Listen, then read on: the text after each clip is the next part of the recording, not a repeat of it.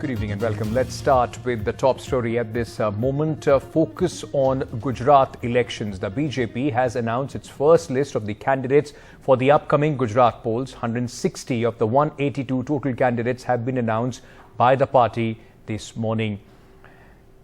While the current Morbi MLA has been dropped, turncoats like Hardik Patel have been given ticket by the party.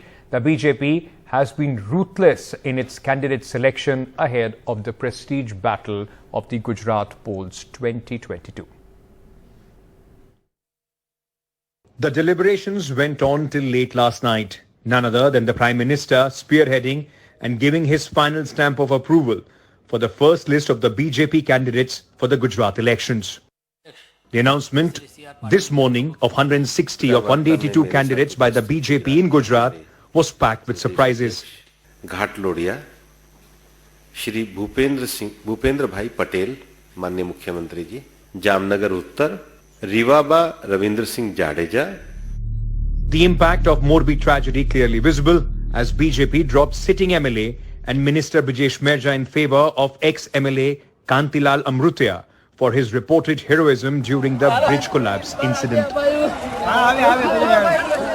Chief Minister Bhupendra Patel has been repeated from the Ghatlodia constituency of Ahmedabad, while Home Minister Harsh Sanghavi has been fielded from Majura.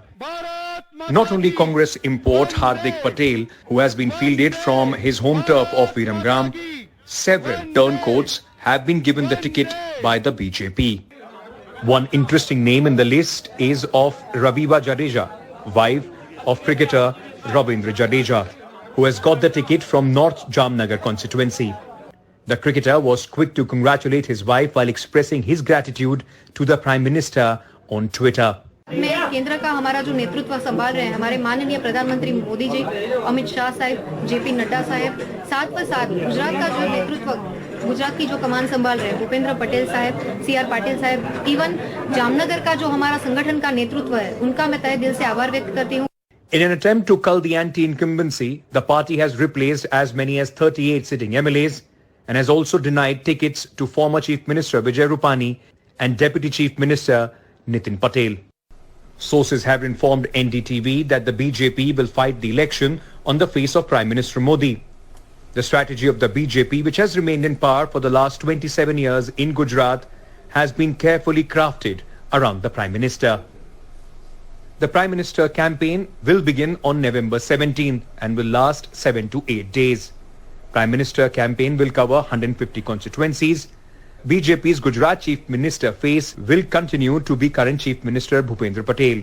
Senior leaders like JP Nadda, Rajnath Singh, Yogi Adityanath and Amit Shah will also campaign in Gujarat. It's an unprecedented list because the entire cabinet, Chief Minister onwards, have been replaced by the Bharatiya Janata Party. There are massive celebrations going on.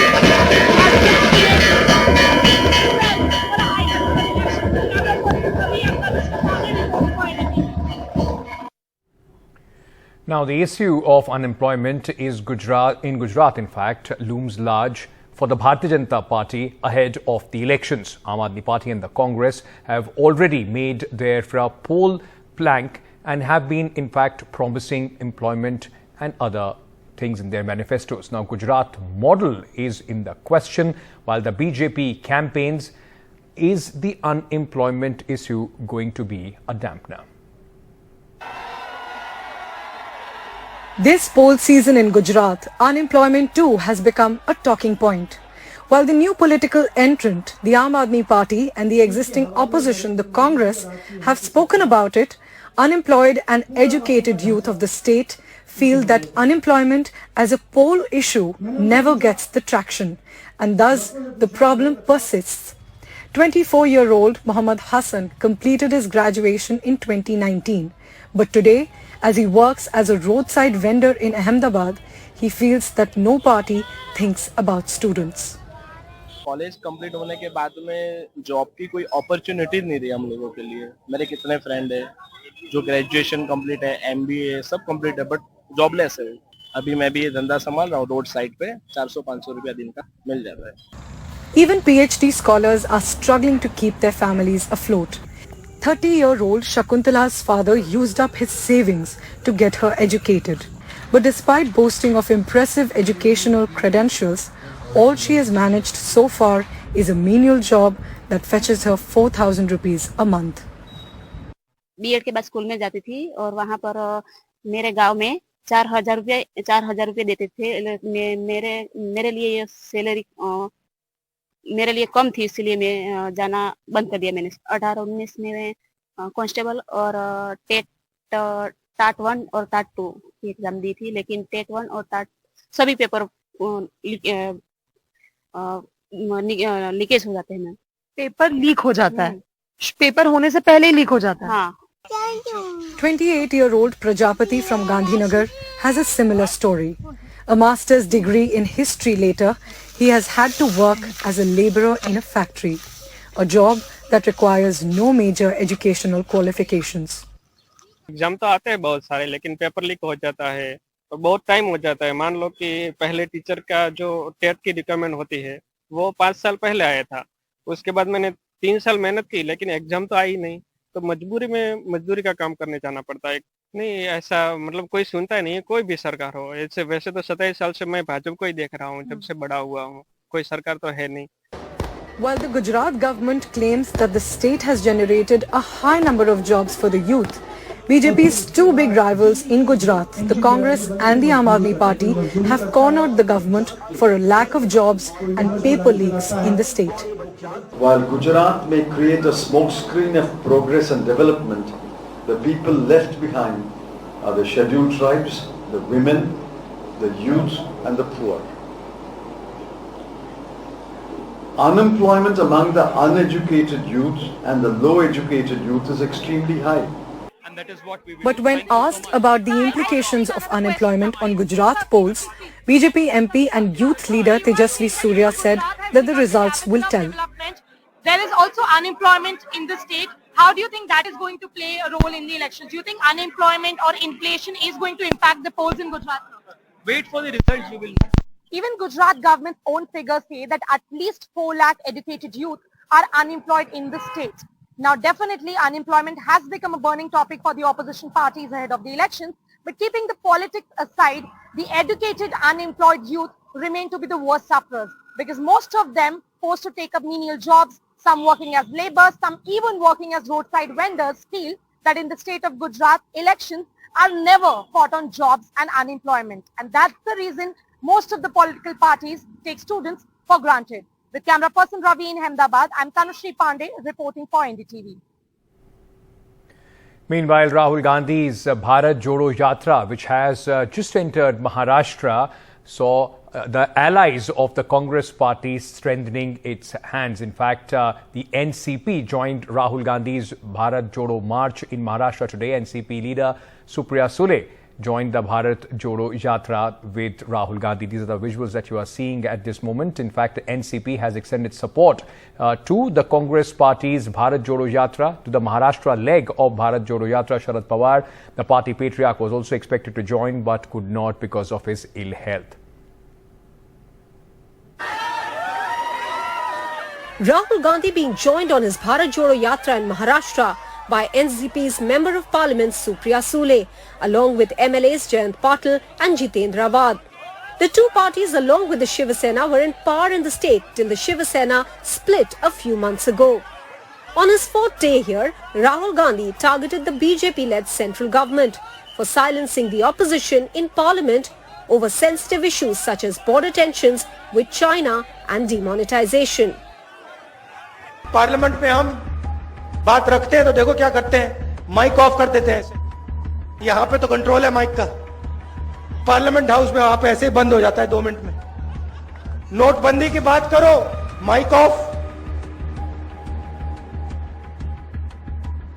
China की सेना अंदर आ गई, 2000 square kilometre Hindustan का उठा के ले गए। The NCP leaders also appeared on stage in the public rally of the Congress party in Nanded. Rahul Gandhi, who has been walking for over 2 months, is also raising issues of projects from Maharashtra going to Gujarat, an issue that the Shiva Sena leader Aditya Thackeray has been raising aggressively. The Shiv Sena was still a few months ago leading the government along with the NCP and Congress. The solidarity of the Mahavikas Aghadi was also seen in Mumbai, where Shiv Sena MP Sanjay Raut, just out of jail after about 3 months in an alleged politically motivated case, met NCP Supremo Sharad Pawar and praised Gandhi's Yatra. Bharat जोड़ो यात्रा का मैं स्वागत करता हूं। अगर मेरी तबीयत ठीक रहती तो मैं जरूर राहुल गांधी जी के साथ जाकर भारत जोड़ो यात्रा में शामिल होता। On Thursday evening, NCP leaders joined Rahul Gandhi in his public meeting on the stage, whereas on Friday, Shiv Sena leader Aditya Thackeray will be joining him on his yatra. And through this, the opposition is trying to show the newly formed government that the opposition of Mahavikas Aghadi in Maharashtra is united and growing strong. In Nanded, Sohit Mishra, NDTV. Could it be some real trouble ahead for Jacqueline Fernandez in the alleged money laundering case related to conman Sukesh Chandrasekhar? Well, this has come out after the Delhi court pulled up the Enforcement Directorate, the agency which is in fact investigating this case, for what it called a pick and choose policy in the case against the actor. Now, the probe agency was asked why it has not yet arrested Jacqueline Fernandez despite issuing a lookout notice when the other accused are in jail. The case pertains to an Enforcement Directorate investigation into the dealings of conman Sukesh Chandrasekhar involving 200 crore rupees of extortion money. Now, the case where the court in fact made these observations was related to a bail application moved by Jacqueline Fernandez. The Enforcement Directorate today opposed bail for Bollywood actress Jacqueline Fernandez in a Delhi court, alleging that the actress is flight risk and if granted bail, she might flee the country. But the Delhi court also grilled the Enforcement Directorate over why it had not arrested the actress during the investigation but was now opposing her bail. And how come she wasn't arrested but other co-accused are in jail? The Enforcement Directorate accuses Jacqueline Fernandez of aiding money laundering by conman Sukesh Chandrasekhar. Sukesh allegedly extorted over 200 crore from former Ranbaxy promoter's family. Jacqueline Fernandez, according to the ED, received cash and gifts worth over 7 crore from Sukesh Chandrasekhar. The ED also says that money was transferred to family members of Fernandez outside India. The ED accuses that Fernandez, a Sri Lankan citizen, may flee India. The Enforcement Directorate, in its investigation into the 200 crore extortion case against conman Sukesh Chandrasekhar, has charge-sheeted Fernandez as an accused. Jacqueline Fernandez argued that she is a victim of Sukesh Chandrasekhar's con job, and that Sukesh impersonated as owner of Sun TV and nephew of former Tamil Nadu Chief Minister Jayalalitha. According to Jacqueline Fernandez, she got to know about the extortion only after Delhi police arrested Sukesh. Jacqueline Fernandez says that knowingly she didn't aid Sukesh in the money laundering.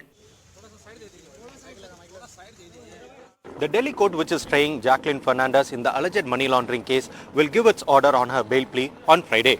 With camera person Pooja Arya, this is Arvind Gunasekha for NDTV. Stand-up comedian Veer Das was supposed to perform in Bengaluru today, but his show got cancelled after the organizers were forced by a right-wing group protesting against Veer Das, saying that he has hurt Hindu sentiments and he in fact presents India in bad light.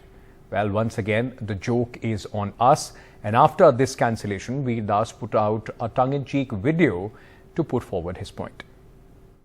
This video is probably never going to make it on the internet ever. So basically what happens is a lot of times when a comedy show gets, shut down, or, stuff happens, it's because people make assumptions about what happens at the show. And nobody ever checks with the audience what happened at the show. So, this is an audience that has just seen a show of mine.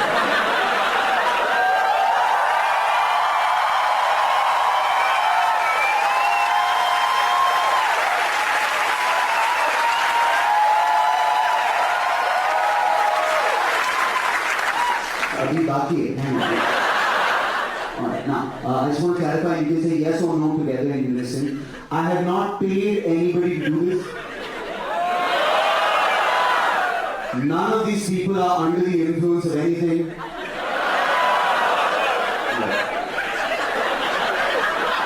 None of these people are terrorists. None of these people are Pakistani agents. Pakistan can't even afford this many agents at this point.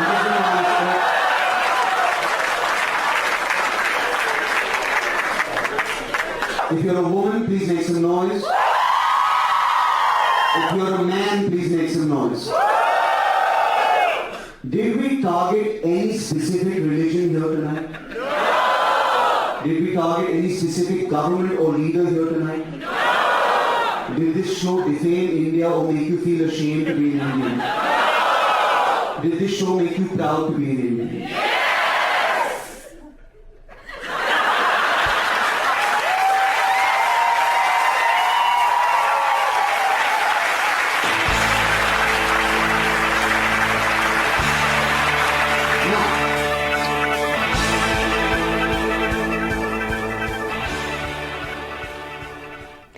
Meanwhile, the fans, those who had bought the tickets for Veer Das's show, are quite disappointed.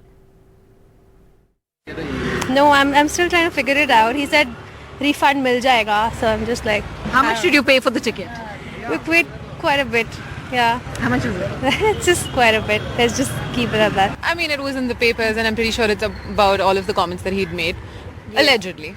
The content essentially that is there in the stand-up is not for the taste that is required for the Bangalore crowd, I guess.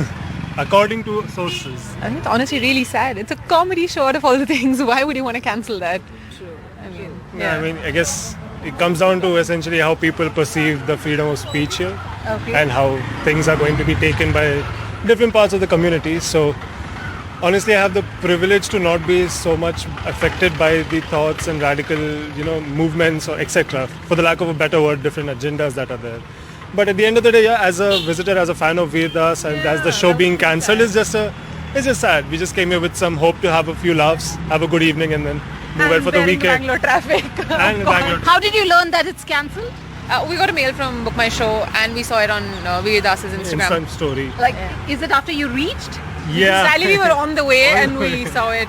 We were too busy navigating to the location. So when we reached, we were like, wait a second, cancelled.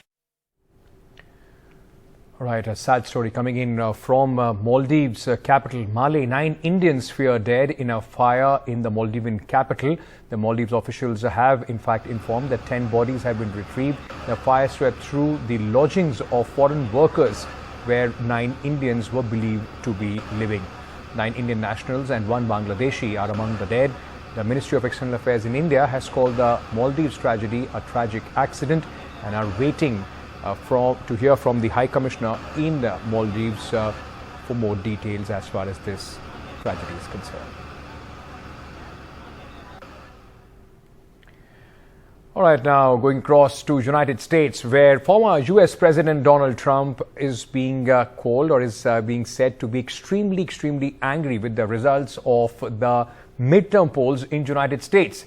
In fact, there hasn't been any wave as was predicted by poll pundits for the Republicans. Trump's Republican rival has emerged as a potential contender for 2024. In fact, Trump is said to be livid with the results. Republican Ron DeSantis is now, his big win in Florida has fueled the 2024 talk where Donald Trump was hoping to make a comeback. Donald Trump has been branded the Republican Party's biggest loser following the US midterms. This as his party rival Ron DeSantis swept to victory in a landslide in Florida, giving him a strong platform to challenge the former US president in 2024. We reject woke ideology. We fight the woke in the legislature. We fight the woke in the schools. We fight the woke in the corporations. We will never, ever surrender to the woke mob. Florida is where woke goes to die. DeSantis' sweeping victory in Florida has set up a potential rivalry with Trump, as the relative political newcomer is being tipped as a potential Republican frontrunner. Oh, what a place. Hello. This as Trump, who only days ago was teasing the date on which he is expected to announce the 2024 presidential run, was on Wednesday being blamed by members of his own party for the failure of the Republicans' anticipated red wave.